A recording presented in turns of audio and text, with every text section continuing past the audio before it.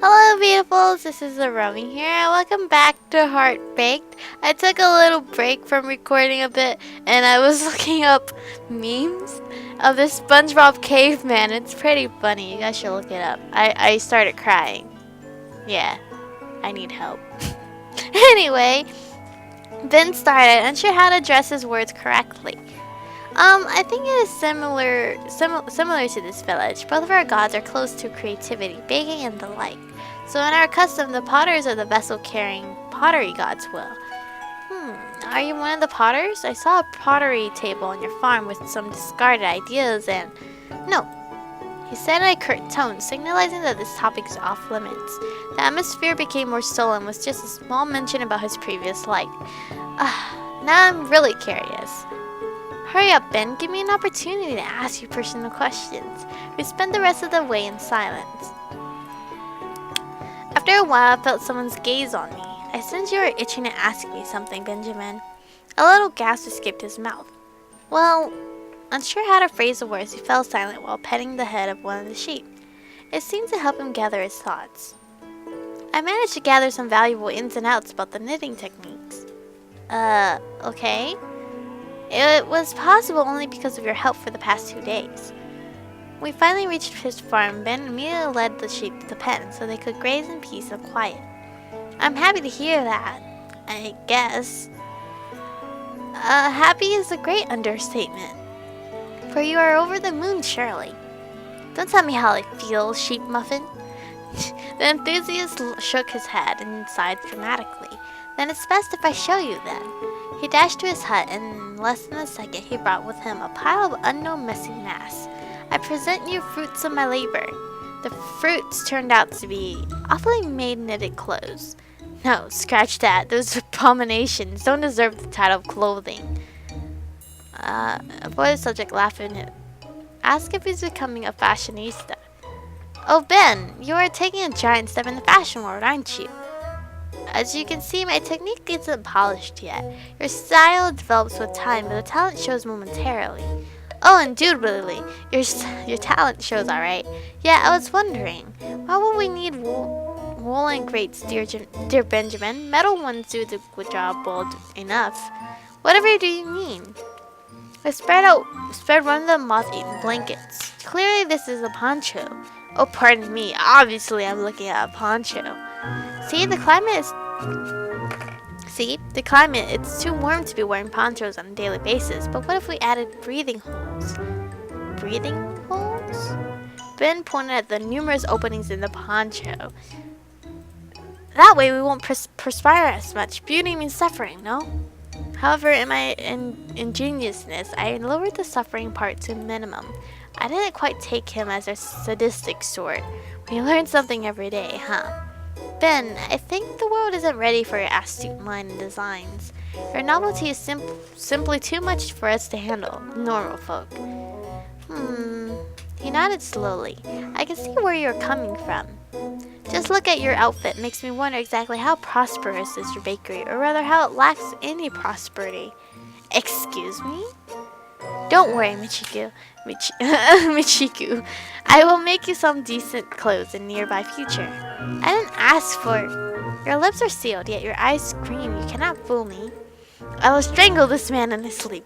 Praise God, this is the only thing you won't stop me from doing. When I entered my sacred baking grounds, the sight of Bradley crying on the floor greeted me. What in the Patience God's name happened? Upon hearing my voice, he shot up, wiping the tears off. Michiko, you're back, finally. He crawled to my side and hugged me tightly, sobbing into my skirt. Bradley, get up, come on. Don't wipe your snot on my skirt. Sorry. Bradley sniffed a little. But you have no idea what I had to go through, or the ordeal. Ordeal? Okay. No, this time I swear. This time it was a life-threatening experience. Even your bakery could have been hurt in the process. Still not believing him, I nodded to allow Bradley to continue his tale. So, I was here, minding my own business, occasionally attending the clients, right? Sweeping the floor and such. Man, let me tell you how people don't know the idea of the doormat. Bradley. Sorry. Anyway, this atrocious kid with his Sorry, he came in. And he was picking his nose, Mitchie. What? That's hardly a crime, Rads. He wouldn't infect anything. Oh, but you don't understand, Mitchie. Why won't you get it? And why are your shoes covered in mud? I've just cleaned up too. He slumped to the floor and curled up in a ball. Even you betrayed me. Even you. The nose and the feet. I can't trust anything. I have no energy to deal with two nitwits in one day. I sighed and passed whining Riley and went to the kitchen. His sobbing was still audible at the distance, with occasional whimpers about noses. It was so nice having normal friends and acquaintances. Though, as sad as it might seem to be, Benjamin might be the most decent one. I mean, one day he might even conquer the fashion world. Who wouldn't want to say, hello, yes, I know this person. You could say I'm the muse of his handicrafts. Though, now that I think about it, he lives in such a secluded area, never to be seen outside or extremely rarely. For a month he wouldn't give a sign of his presence. Probably knows no one in the village besides me and Radley, whom you simple can't not know.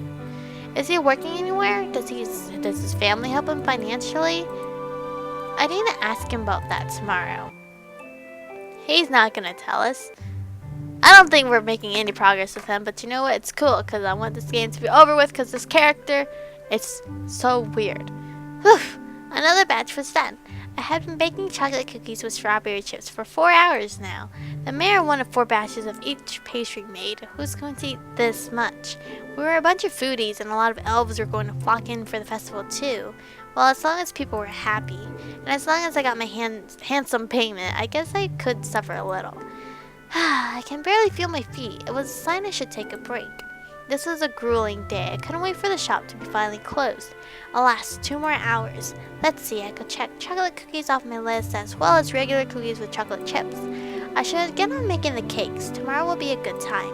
Oh, I need to send Riley for more flour and cream. Again, I don't remember using this much of them. Let's hope I won't find some custom-made whoopee cushions filled with cream.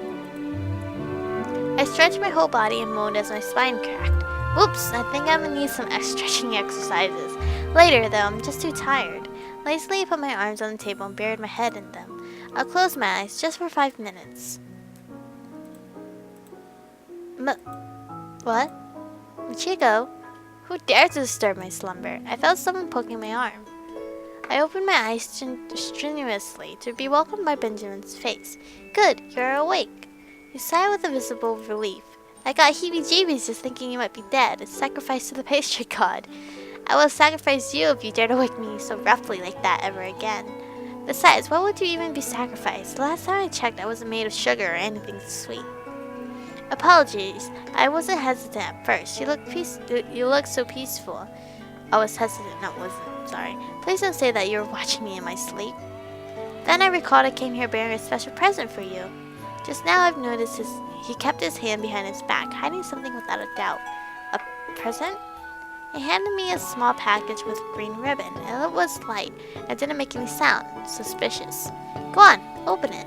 Benjamin beckoned me, barely containing his excitement. Ugh, I'm not used to him showing this variety of emotions. Alright then. I put the parcel on the table and carefully untied the big ribbon. Oh my. What I took out of the wrapping turned out to be something akin to an apron. I think that's the case anyway. It was a semi-long apron ornamented with tiny gingerbread men. At least that's what they are, since they're more like brown stick figures. I giggled thinking how cute they are. But again, there are holes on holes, this time with additional stray threads here and there. I don't think this is an artistic touch to make it more trendy. Oh dear, this is absolutely atrocious. I mean, I can see a slight improvement since I could tell what clothing it was, but he didn't even bother making a twine for me to tie the apron on my back. Benjamin, you made this for me? Yes, as I have promised your new, more presentable garments. Go on and spread the word of my fashion genius, sister. Absolutely speechless. Your generosity knows no bounds. Crackers and chocolate dip. What have I gotten myself into? There was no way I could wear it. This apron's not safe for wearing. I'm not worthy enough to wear it. I'm not worthy enough. Benjamin, my dear friend, look at your gift. Then look back at me. Then look again at the gift. Yes, just like that. Then look at me again and tell me, am I worthy enough to wear this sacred clothing? See, you're indecisive. Ben, I couldn't possibly dream of deserving this knitted beauty, which is why I can't take it. I guess. His arm slumped and he pouted a little as he took the gift from me. Suddenly his eyes lit up again, cooking up some idea. Yes? Since I have an apron now, however small it is, well, we could cook together sometime. Huh? What I mean is, I wouldn't mind showing me some recipes. I'm not really a good cook at all, so... Oh wow, I didn't expect him to propose that at all. But you don't have a kitchen in your house, do you? Well, it's still in progress. The kitchen was actually the least of my concerns when I arrived. Okay, I will teach you how to bake and cook. After the festival, though. Roger that. But only if you're wearing this apron. He chuckled a little, agreeing with my requirement. At any rate, Ben. I shouldn't beat around the bush about my concerns, but should I really mention them? Is it my place to say I worry about someone whom I've known for only 6 days? He isn't the sort to laugh at me for my sincerity, and I wouldn't want to see him laying dead in some bushes because he was famished. Yeah, it was almost it was almost be like I assisted him to the oven. And who would buy food from some hardened criminal? What? I inhaled slowly and got myself ready. Remember how we talked about how you came to the village? Yes. He tilted his head slightly in puzzlement. Because there were some things that have been bugging me ever since then. Have you been eating properly at all? Do you have a job? Visibly uncomfortable with the question, he scratched his cheek, carefully choosing his answer. Well, I cannot aver that I have square meals, but I'm getting by. I knew it. As for a job, I couldn't set aside any time to go and look for one. But please, those trivialities, whatever, shouldn't bother you at all. I shall be fine, Michiko. That's not fine at all. I raised my voice, irked by his laid-back attitude. That's it. I will make you a full-course dinner tomorrow. Picture God knows how long you've been getting by without one. Don't interrupt me, Marshmallow Dream Boy. Also, Sally, I can't hire you. Bradley works as diligently as 5 employees would. However, as you can remember, there is one more pastry chef around, Carver. He's oozing that angry dwarvish aura, but he wouldn't turn down a helping hand, especially in reaching high places, which is basically every cupboard he owns, if any. But don't butt me, mister. I'm basically snarling at him, but I don't care. I need to convey all my worries right now. I will personally see to you being hired by that baby cake. Don't worry. I will make a law-abiding citizen out of you that is eating and looking properly. Chico. He put his hand on my shoulder and looked into my eyes, inquisitive and lost yet gleeful. Don't worry about me. If I live this long with no help, I can survive the rest of my life too. My blood boiled. But living is not about surviving alone. Do you want to spend the rest of your days in that run-down shack? Or maybe in some decent dwelling being surrounded by friends and family? I wish I had any of those. Huh? What does he mean by that? Benjamin shook his head and chuckled, giving himself in. I will think about your suggestions. For now, I must bid you farewell. It's quite late. I don't want to impose on you any longer. Benjamin lingered there for a moment, staring warmly at me with a tiny smile, showing his gratitude. He moved his hand from my shoulder and delicately caressed my cheek before leaving me all alone again. Hello? He was hitting on me. Those are totes signs that he's already loving me. Totally. Ugh, I should be the one making your heart beat faster, not the other way around. As I was laying in my bed, I thought about Benjamin. The phrase, don't judge a book by its cover, fits him like a glove. He seems a little weird, there's no denying that, but underneath resides a very considerate and great guy. The more I think about how I'm fooling him into liking me to attain his heart, the more disgusted I feel. But I can't go back, I've already decided. When I explain my reasoning, he should understand, right? He might even laugh at the situation one day. No, he will not. Ben, I hope you will understand. I will make it up to you. I fell asleep imprinting that oath to my brain. Oh, look, we got a little shrivel right there. We're not gonna get the good ending, because obviously, look at this. We have 4 days left. It's not gonna happen. He's late. I've been waiting for him about an hour now. The apple pie, warm and appetizing just a while ago, became ice cold. Even the hot milk is lukewarm. He better not be thinking about not coming. I swear to the raspberry jam. The sun is already setting too. I tapped my foot irritated and started pacing around the shop. Here I am, trying to feed him properly so he's not famished, making his sculpted abs more firm and healthy. I mean his body more healthy. And where are you, Benjamin? Right behind you. Whoa! I jumped at the unexpected reply and almost knocked the food down. I tore it over to face Benjamin, huffing and puffing. A small smirk was dancing on his lips, trying vainly to not break free. Pace your God's pantaloons, Ben. Do you want to give me a heart attack? You seriously need to stop creeping on me like that. Accept my most sincere apologies, Pachiko. I didn't want to interrupt your heated soliloquy. Thanks for being so considerate. I puffed my cheeks and folded my arms, sighing. Where have you been? The food's long cold. Benjamin fidgeted a little, stepping side to side, clearly struggling with answering me. Finally, he let out a small groan, snatched the back of his head, and looked into my eyes. I had some issues with Bethany and Bernard, or rather, with leaving them alone. I sniffed the air, seeking the vile smell of sheep, and noticed there was none. Weird. How could he take a step outside without his dear followers? Why did you leave them? I've never seen you without your sheep. Well, I didn't want to bother you even further than I already am. I remembered how you yelled at us the first time as well. Our bedraggled appearance didn't work in our favor either. I was dumbstruck. Was he really becoming self-aware?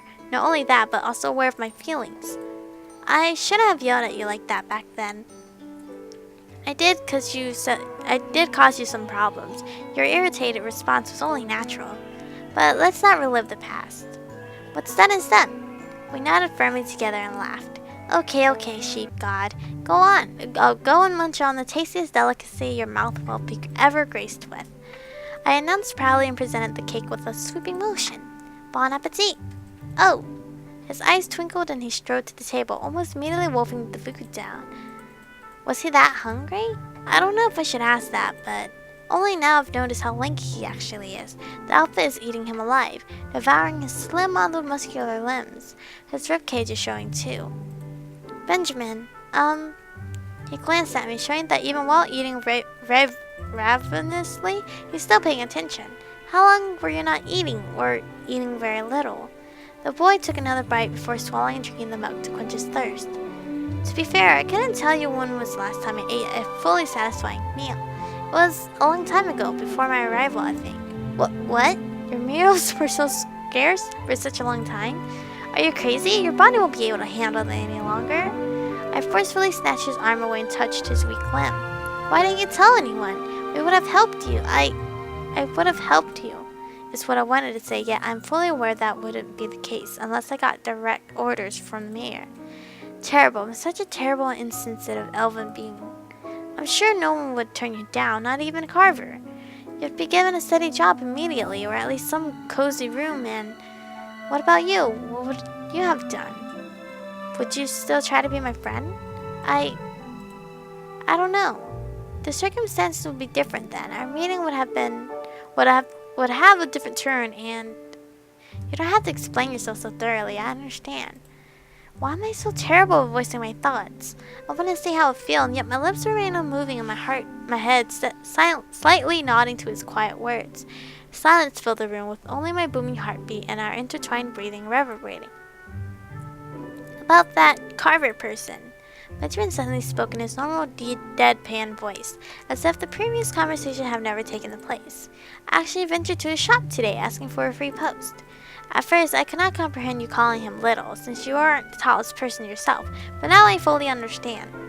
For the first 10 minutes, I had been spying anyone looking remotely close to an owner of such a high-class store. I snorted. Oh, Ben, this is going to be good. Finally, accepting the fact that this shop must be either abandoned or the owner had been kidnapped, I turned in order to leave.